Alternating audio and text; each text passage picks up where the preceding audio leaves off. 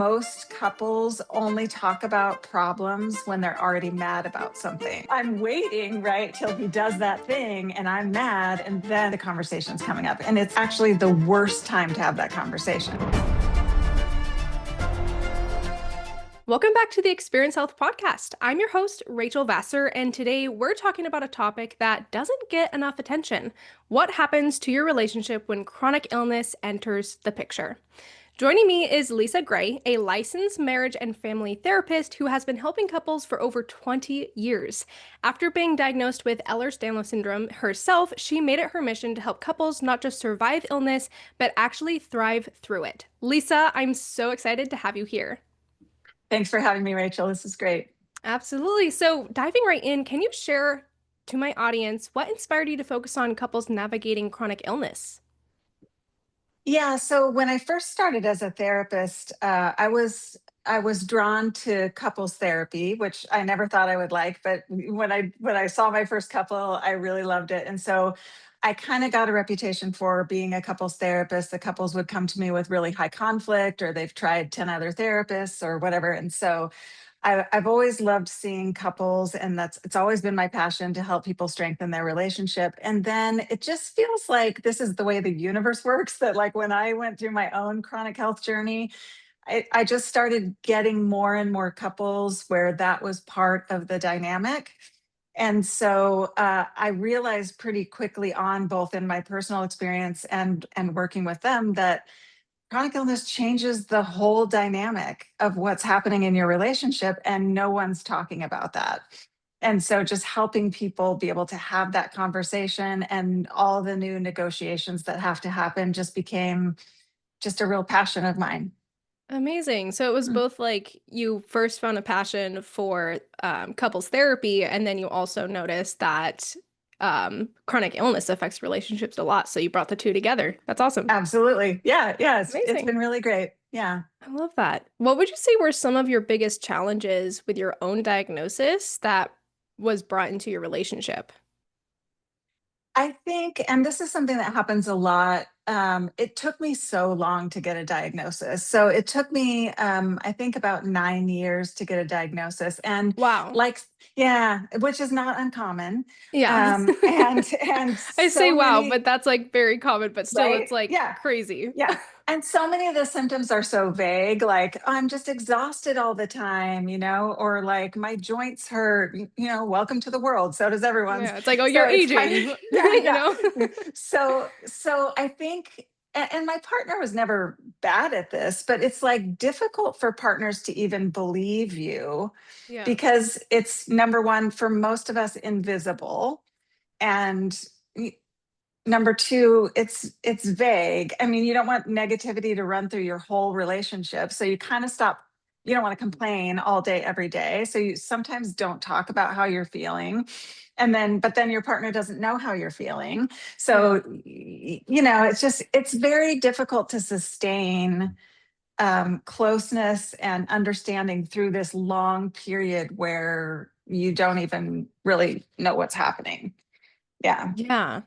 Yeah, absolutely. I think one of the most difficult thing, like every relationship that I know of, like runs into this for someone who has a chronic illness is if someone has not experienced like for fatigue, for example, that comes along with the chronic illness, they don't Yeah. understand when you say you're tired, like it's completely different than just like a normal tired, right? Right. And it's And not and like their fault either. They just no, have no like comprehension of that. absolutely not. I mean, there's really no way to even begin to understand that unless you experience it. Because for most people, tired is like, I need to sleep. Whereas like the kind of fatigue you have with chronic illness, you could sleep 24/7. You're still going to feel that like deep, body fatigue. So it is really difficult. And I talk a lot in my book about like just believing your partner. Like my husband has done such a good job of like protecting my sleep, because Mm. he knows that I can't function without like 9.5, 10 hours of sleep. And so, he will really put a boundary around it and protect my ability to get that amount of sleep, because he just knows that that's what I need. But not every partner, really recognizes that they want to still live their life and do all the things. And not really Hmm. looking out for the fatigue of their partner. Yeah. Yeah.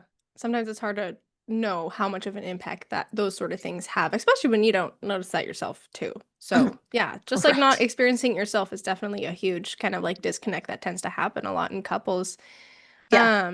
When people are first diagnosed, from your perspective as a therapist, what would you say is the first thing that tends to shift in relationships after one of the partners is diagnosed with a chronic illness? Yeah. Well, one of the things that was difficult when I wrote the book on relationships thriving with chronic illness is that it depends, right? I mean, this is a tough book to write because while there's the chronic illness community, every person with chronic illness has such a unique experience. And Yeah. so, if you're going along on your life and your partner falls off a ladder and now they have a traumatic brain injury, that's a totally different experience than somebody who spent 12 years trying to get a chronic Lyme diagnosis. You know what I mean? Those are Yeah. like vastly different experiences, but they both have a chronic illness now. So I think that, I framed my book around the stages of grief, Mm, although as most of us know, they're not stages. There's nothing organized about them. There's no endpoint, nothing like that. But yeah. that's why I did it, because I think the first thing that happens is like a shock denial kind of thing. So if your chronic illness has come on very suddenly and all of a sudden everything has changed, there's a lot of like that shock response where couples are kind of frozen. They don't know exactly what they should do next. Like everything has changed suddenly. Whereas I find like with a long slide into some kind of chronic illness like Lyme, there's some denial, particularly on the part of the well partner, like nothing, there's nothing going on, nothing has changed, you don't even have a diagnosis, like we don't need to change anything. And so I think the first thing that needs to happen is just like a reorientation to where you are now in this moment with whatever your circumstances are on the part of both partners kind of have to make a reorientation with like, this is our reality right now. Mm, Maybe it'll change, maybe it won't, but here's where we are right now. And certain things have to be adjusted yeah. because of that. Yeah. Kind of like accepting where you're at to be Yeah, able it's like, to make a change yeah, for the better. right. And I think like the tool that I give for it is just sort of like learning how to be in the present moment. You're not where you were. We don't know where you're going to get to, but like right now in this present moment, this is what's happening. And so you have to be able to navigate that curve and like, make the adjustments necessary. Yeah, Mhm. absolutely. So you mentioned that chronic illness is kind of like a grieving process. What does grief actually look like inside a relationship, and how can the well partner like notice that in the person with the chronic illness? Yeah. I think most of us have heard that statistic that like when a couple has a child die, there's like a very high rate of divorce, and part of that is because couples grieve differently. Men and women tend to grieve differently, and then just two individuals are always going to grieve differently. So the problem with this being a grieving process with a relationship is that both people are going to be grieving, but they're going to be grieving for different things, and they're probably going to be in different stages of that grieving process at any given moment. And so it's like both of them are losing something, not just the sick partner, but also the well partner had like dreams for how they thought the relationship was going to go, or maybe they used to play tennis all the time with their partner and now they can't, or whatever it is. So both people are grieving, but it's just very unlikely that you're going to be grieving in the same way at the same time. And so it requires a lot of empathy and a lot of communication so that you can really kind of enter into the other person's experience wherever they are at and understand what it is that's hard for them right now, even if that's not what's hard for you right now. Hmm. So Yeah. definitely a lot of communication is super important, understanding like both like what the person who is going through the chronic illness needs, but also in like the expectations of the person who is feeling okay and trying to navigate all of that. Absolutely. Yeah, I feel like it's sort of the one thing that everything has to slow down a little bit, like stuff you never had to talk about before. I mean, most people don't really talk about, like, say, division of labor. It's like you move in together, you just kind of fall into habits. This person does this, and people can get away with like not talking about that unless you're chronically ill. And then you have to talk about that. You know what I mean? And you Hmm. can get away in a healthy relationship with maybe not talking about leisure activities or like what you're going to do on the weekend or whatever. And now you have to talk about that. What's your energy level? How are you feeling? What are you up for? So I would say the need for communication and conversation, like, triples, quadruples. You have to now talk about everything. Yeah. Mhm. How can someone support their partner through grief without feeling like a caregiver 24/7? Because I know that can definitely be really difficult on partners. And I know a Mhm. lot of people who have been diagnosed with chronic illness and, a little bit within there, the relationship tends to end. And I think it's for a lot of reasons, but I think it may just get a little bit too difficult for the Yeah. person on the other side. So, what would you say is the best way for them to support their partner? Yeah, I think that, I was just talking about this an hour ago with my the therapist that I'm training. And it's like, a lot of healthy partners kind of go into martyr mode, like they don't want to talk about their own needs that aren't getting met. They don't want to go out and like go to the gym or play tennis with someone else because their poor partner can't do that with them, and that's not doing anybody any good.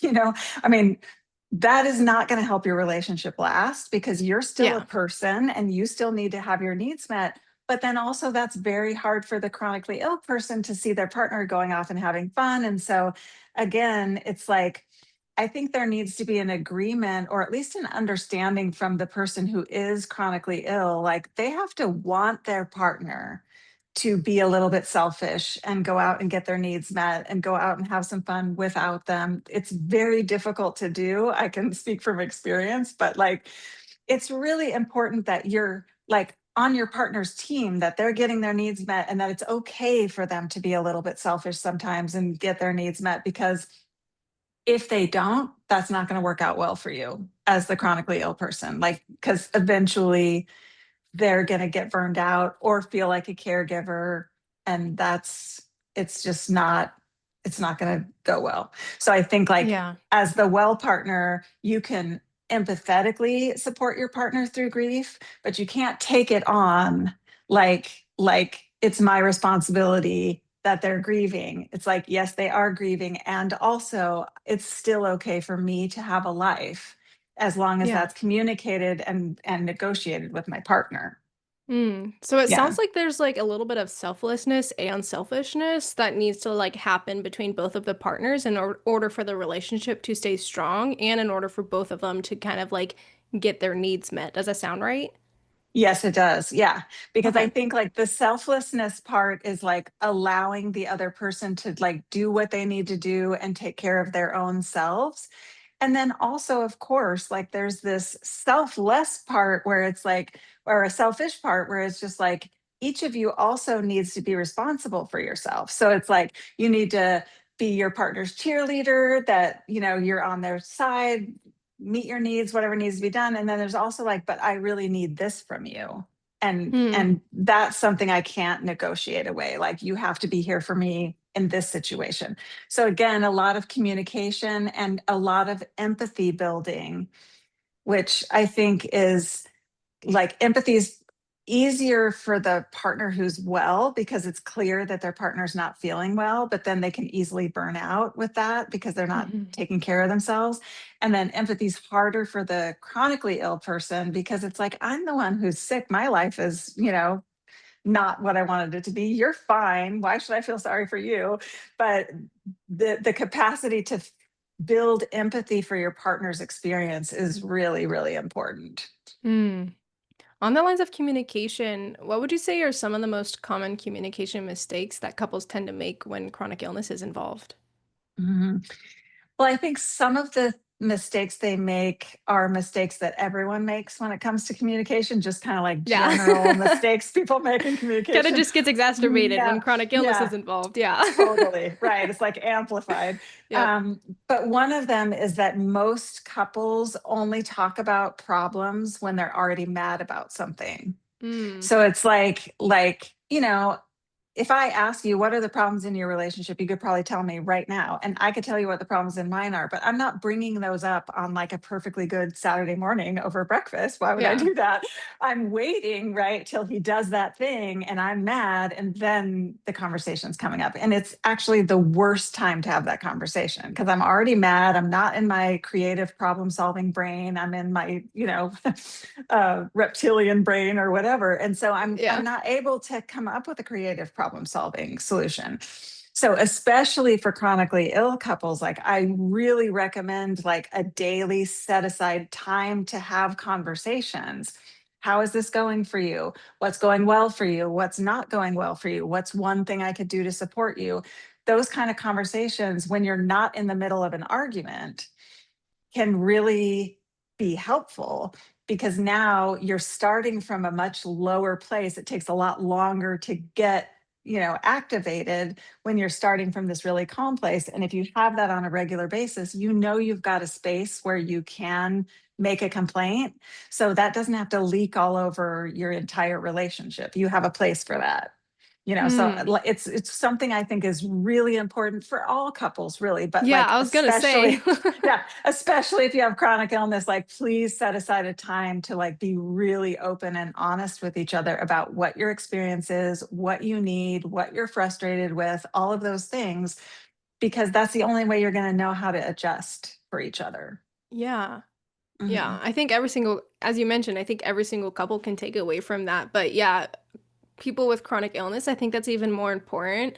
Not only because, there's typically more things that need to be communicated about, but also because when you have a chronic illness, usually you have more emotions going on. And also sometimes it's really difficult for you to manage your emotions, especially with Mhm. all of these symptoms that you're experiencing. A lot of time certain chronic illnesses will come with like hundreds of different symptoms, and having to navigate that every single day can make it really difficult on you emotionally. So when Mhm. things aren't getting communicated and then you only communicate about them when you're upset, that can lead to some strain in the relationship because it's not getting handled properly, and also you're probably not talking to your partner the way that you want to. Let's just be honest. Right. Yeah, So totally. yeah. Like if I say to my partner, I'm feeling really angry today and can I just vent to you? He can tolerate that. But if I just start going off on him in the middle of the day about something, like he's not going to be able to hear me say that. Yeah.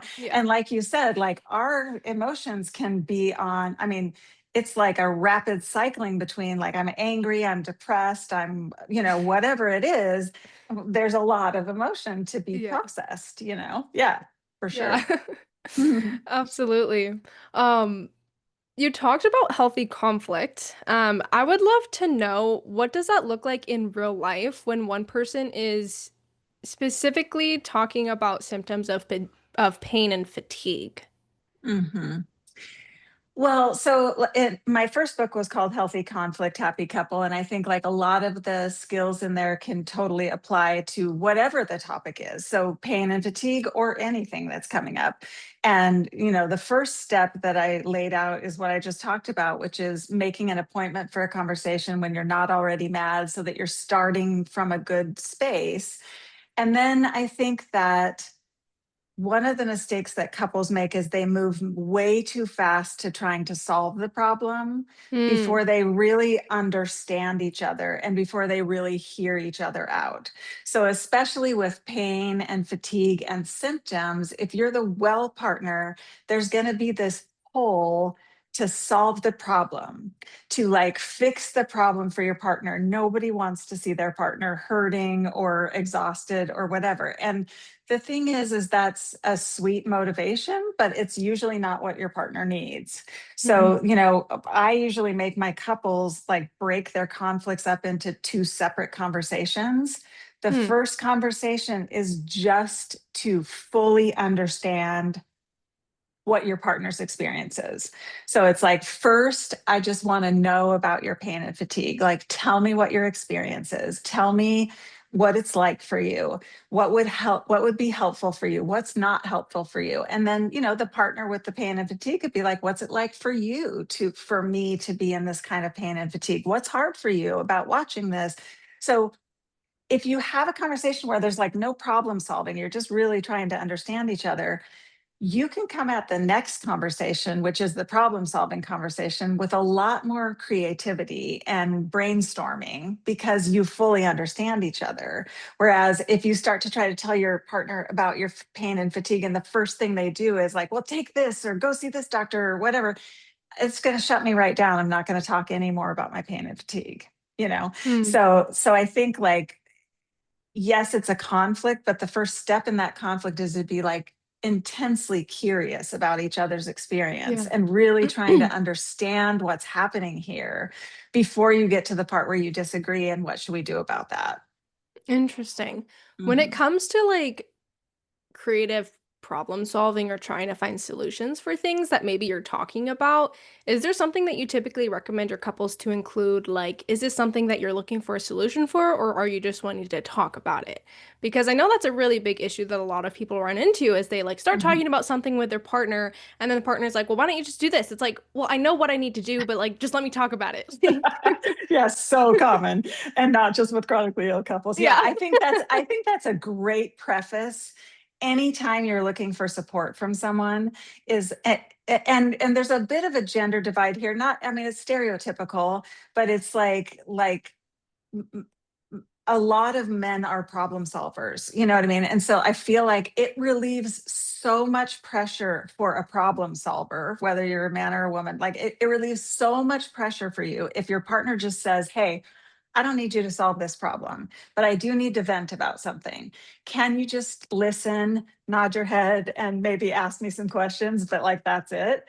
And I think that for every couple in the world, if you can preface your conversations with like what you're looking to get out of this conversation or what you need from the other person, it relieves them of so much responsibility to try to find a solution or go. I mean, now they can truly sit and listen to you because they don't have to be off in their head trying to think about what you Yeah. should do. Yeah. Yeah. It's a great idea. Awesome. Amazing. Mhm. I agree. Yeah. Yeah. I And then think when that you could do, save. Oh, go ahead. well, I was just going to say, when you do sit down to solve a problem too, I make my couples come in with 5 potential solutions, like Oh, from the practical to the ridiculous, right? Because usually oh, what happens is like if we're having an argument, you've got your one solution, that you want it to be, and I've got my one solution that I want it to be, and we're in a power struggle, you know. But if we're forced to come in with 5 different ideas, now it's no longer a power struggle. It's like a you get to cornucopia pick. of ideas. Yeah. Yeah, And so maybe we you have the can go same through, idea yeah, we in can go common. through each of those ideas and talk about the pros and cons and all that kind of stuff. So it feels much more collaborative than like, this is what I want, this is what you want, and we're going to duke it out. Yeah, Yeah. absolutely. Mhm. I love that. I love that Yeah. idea. I haven't heard of that Yeah. one before, so that's everyone needs to Yeah. take away that idea for sure. Yeah. Yeah. Um, when we're talking about, so we're talking about like having healthy conflict in relationship, but Mhm. we all know that no couple is perfect. Totally. Absolutely not. Mhm. Like you can like try your best to only have healthy conflict, but arguments are going to happen. Yep. So in people who or couples who find themselves in that situation, can you give examples of maybe like phrases or reframes that can help de-escalate those sort of situations that happen? hmm yeah, first I want to say that like there's some research on this, and when they do research on like which couples are happy and which couples are not happy, it's not about which couples fight. It's about how you repair after the fight. That's really what distinguishes like the happy couples from the not happy couples, is the ability to repair and really kind of resolve and put that behind you so that you're not having like a conversation 5 years from now with the kitchen sink of like everything that you've never resolved. Right. Hmm. So there's that. I think that don't be afraid to have conflict with your partner, even if it's occasionally not healthy. The trick is to repair afterwards, right? Can you maybe give a few like ideas of things people can do to help like pause a situation? Because sometimes just like pausing talking and then just like sitting there may not be good enough for couples. So like Mhm. what are like some examples of what people can do to help pause and de-escalate before they continue? Yeah. I think the biggest reasons why like timeouts don't work is because um, the person who's trying to resolve the problem knows that their partner who's conflict avoidant is never going to come back. That's why Mm, they won't let them go. You know what I mean? So it's yeah. like, if I know you're never going to come back, I'm not going to let you take a break, you know? So I think that like, it's a good idea if you know that you have this kind of conflict. It's a good idea when you're not having a conflict to be like, okay, when we're having a conflict, if it gets escalated, here's how we're going to call a timeout.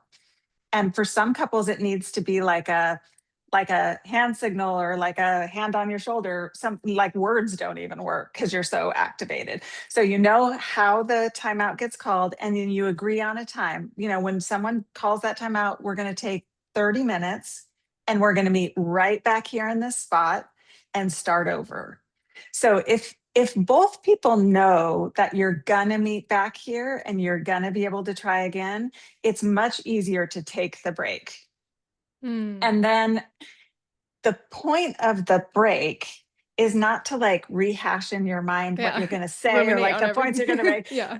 The point of the break is to calm down your physiology, Mm, right? So for some people that might be like going on a run. For some people it might be like listening to a meditation or taking a bubble bath, and for some people it might be like cleaning. I don't get that one, but a lot of people like I to do do. that. Yeah, exactly. It's I'm like, a yeah, cleaner. that calms me down. I So either go so on a drive or I clean, one or the other. right. Yeah. So I think like both people might be actually doing something totally different. But the idea is you have this pre agreement. Hey, we tend to get really activated. So when that happens, one of us is going to call a timeout. We're going to take 20 minutes, 30 minutes, whatever you agree on. We're going to come right back here calmer because we've just taken care of ourselves, and we're going to start again. Mm, You know, but it has to kind of be an agreement in advance, because like I said, if I yeah. know my partner doesn't want to have this conversation and he's never going to come back if I call a break, I'm not calling a break. You know, because Yeah. I am never going to get him back here to have this conversation. You Yeah. know. So having Yeah. that pre-conversation is really important. Yes. Yeah. Yeah. Don't have It's like that an conversation agreement when you're in mad. advance. Yes, exactly. Exactly. Yeah. Yeah. Yeah, I understand that for sure. Yeah. Yeah. Amazing. When it comes to maybe like I know a lot of times people with chronic illness can get upset at their partner, not only because they just like don't understand what they're going through, but also because of some of the things that they might say to them. In your experience, what are some things that partners should avoid saying, even if like obviously like their intentions are probably going to be good. Like most partners are Hmm. their intentions are good, but Yeah. what would you say are some phrases people should avoid saying? Um, gosh. Well, I think like for the well partner, um, and this is intuitive to me, but maybe it's not intuitive to everybody. Like, you know, avoid saying anything that sounds like I don't believe you, Mm, or like you should just, you know, pull yourself up by your bootstraps, or like push through, or any of those kinds of phrases. You know, you want to be curious about your partner's experience, not like prescriptive about their experience. Um, and I think for the sick partner, it's really important not to give the impression when you're talking to your partner that like their needs don't matter because they're well. You mm, know, it's like you really want to be careful to be like, your experience is still very important to me. And like, you have a right to be angry or sad or depressed or whatever. But I find, at least in the couples I work with, there's a lot, people with chronic illness have a lot of trouble allowing their partner to have negative emotional experiences because they feel like that belongs to me. Like, I'm the one who has the right to have all the negative experiences, and my partner's well, so everything should be fine with them. And everything's not fine with them.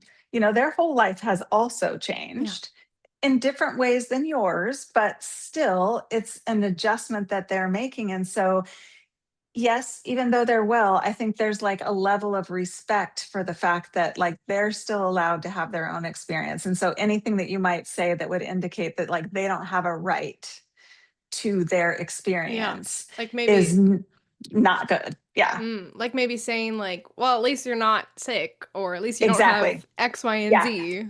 At least you can still go play tennis. At least you can Yeah. still go out and drink with your friends, or whatever it is. Like no, there's no such thing as that. Like Yeah. they can have negative feelings even though they're still willing to do all those things. So yeah, Yeah. it's like for the well partner, don't minimize, and also for the sick partner, don't minimize your partner's experience because they still have a lot of adjustments to make too.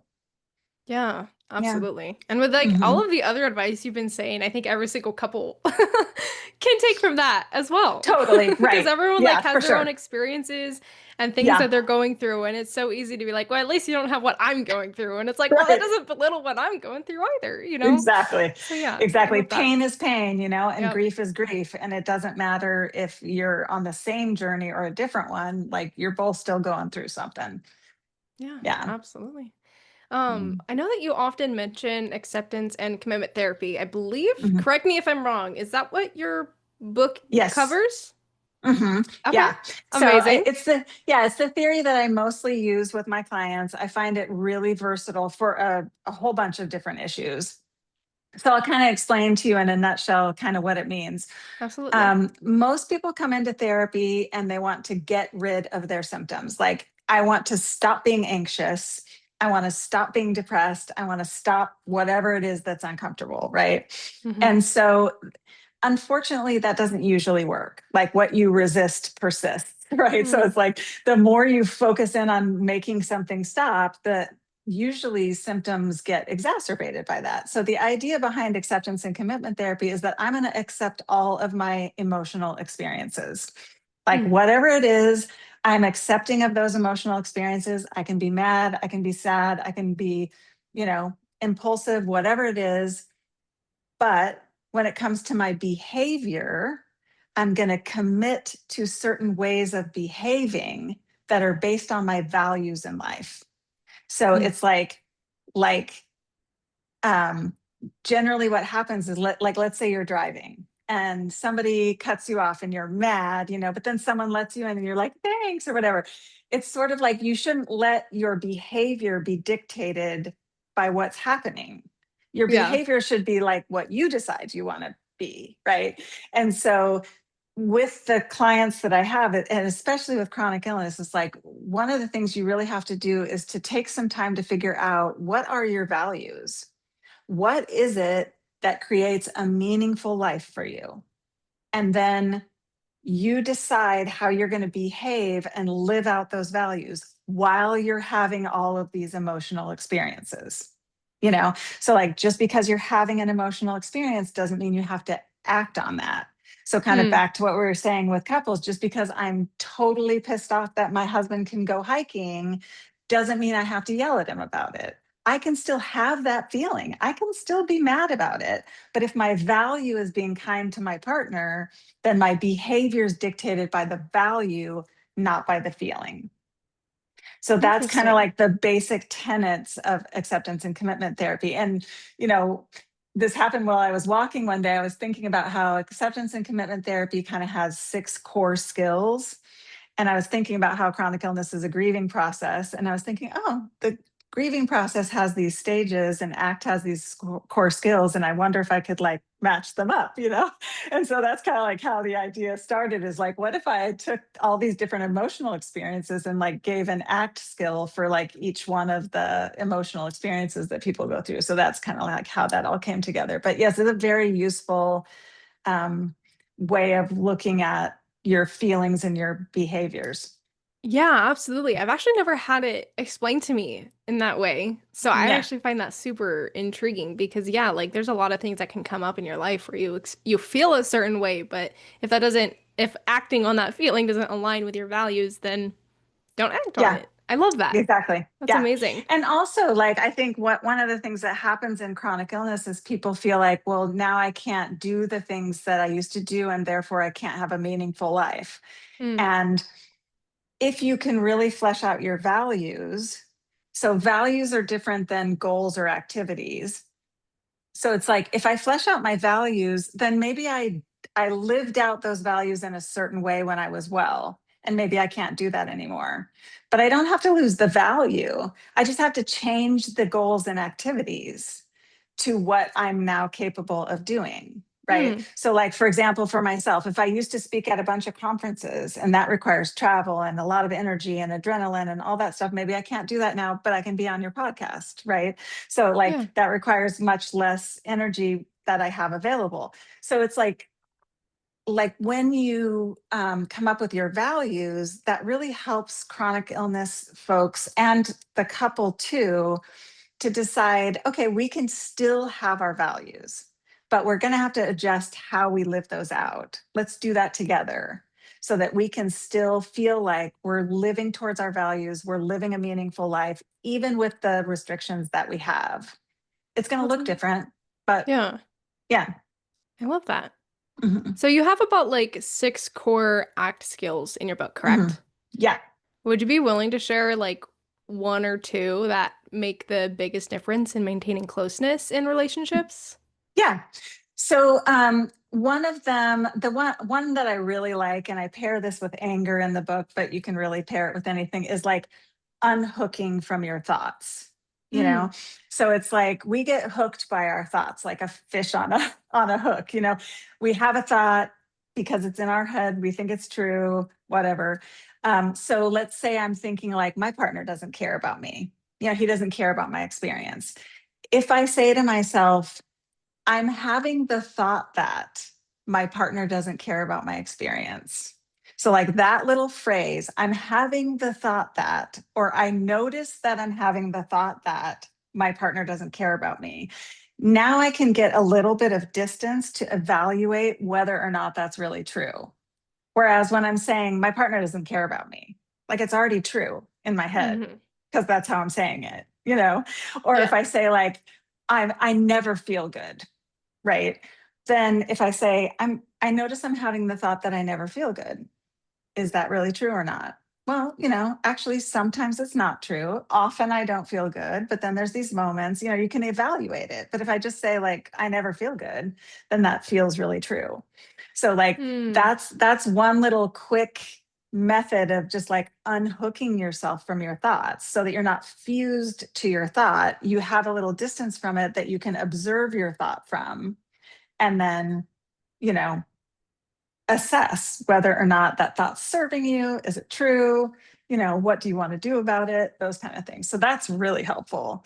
I love that. Yeah. Yeah. And another one, I mean, finding values is one, which we already talked about, and being in the present moment is one, which we already talked about. Another one is what they called, like in Buddhism, they would call it the observing self, but it's not a religious concept. It's like this concept that like there's the thoughts that you're having, and then there's the part of you that can observe yourself having those thoughts, Mm. right? So it's like this idea that like you're not just the thoughts that are going through your head. There's something about you, whether you want to call that soul or spirit or whatever it is, that's like above the experiences that you're having.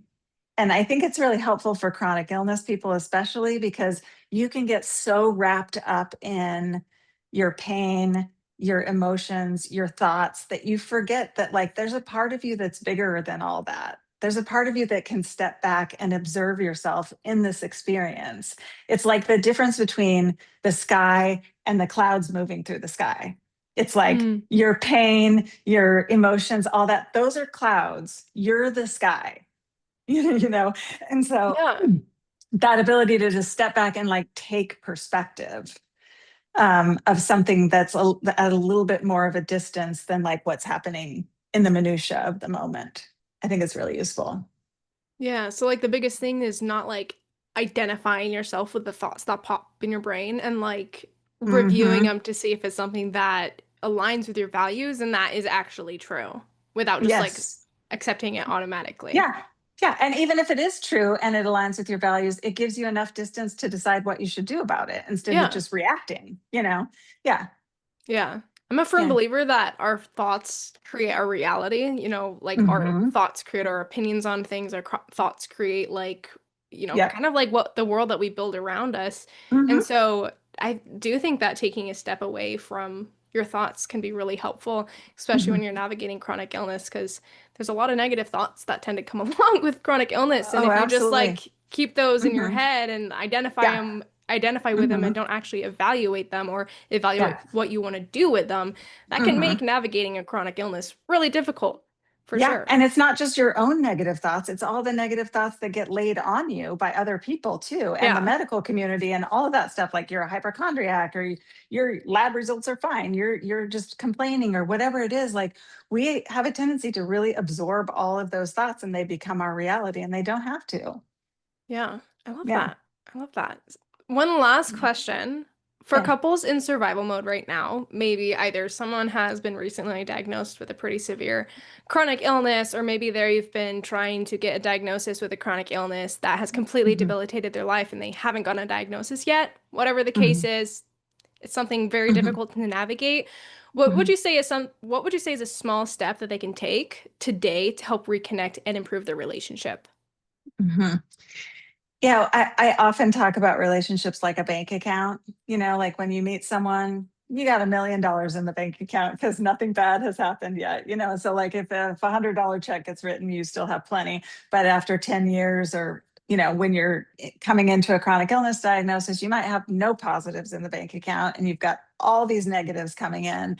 And so I think like you don't have to be in the negative, serious stuff all the time.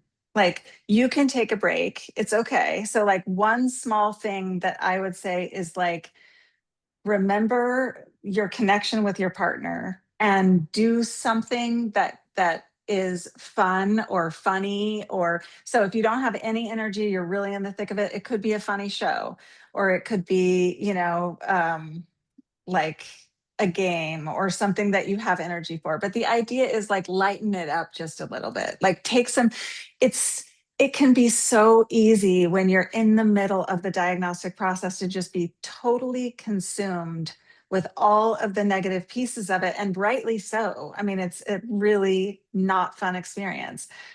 And also, in the middle of that, you could laugh with your partner.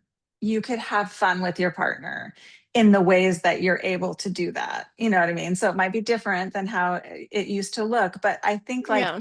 just making a commitment to like lighten it up a little bit a couple times a day or even once a day, like just breaks up the monotony of how much negative stuff is coming in your way. I Yeah. love that. I love that. Add Yeah. some positivity Yeah, into your life. exactly. Yeah. Yeah, it can be hard. Like with chronic illness, it's hard. It doesn't come naturally. So I think like you have to actually make a plan for like, how are we still going to have fun? You know, Yeah. because like I said earlier in the podcast, like you don't necessarily have to talk about that sometimes in a healthy relationship. You just do have fun sometimes, Yeah. But like when you're in the middle of this chronic illness stuff, like you have to actually intentionally create ways to lighten things up and have fun. Yeah. Yeah. Absolutely. Even if it's something simple like just like turning on a comedy show or something. Totally. Yep. Yeah. Yeah. I Yep. love that. I love that. Yeah. Well, Lisa, Or this, huh? I was just going to say, or reminiscing about, fun times you've had or whatever Yeah. it is. Yeah. Yeah. Yeah. There's a lot of different things for hmm sure. For sure. Yeah. Well, Lisa, this has been such an amazing conversation. Thank you so much for sharing your story and giving amazing practical tools for couples walking through this. Honestly, like, I think my audience got way more out of this than I could have even like imagined, I guess, Great. because this Yeah. isn't something that I've had on my podcast before. So I'm super excited that I've had you on my podcast and for my audience to get this podcast episode because I think this is going to be really helpful, not only for people navigating chronic illness, but also for couples in general. I think the hmm things that you taught in here are going to be so helpful for people. So thank you so much. And thank you again for joining me. I'll have all of your links down below, including the link to your book and your Instagram and anything else that Yeah. you want me to link down below so the listeners can connect with you. So if you want to connect with Lisa, go to the description down below. And to everyone tuning in, thank you for listening to another episode of the Experience Health podcast. If this episode resonated with you, share it with someone who needs to hear it. See you next time. Thanks for listening to another episode of the Experience Health podcast. If you enjoyed this episode, be sure to follow for more. If you have a question, feel free to shoot me a DM on my Instagram at healthbyrachel with 2 A's. Until next time.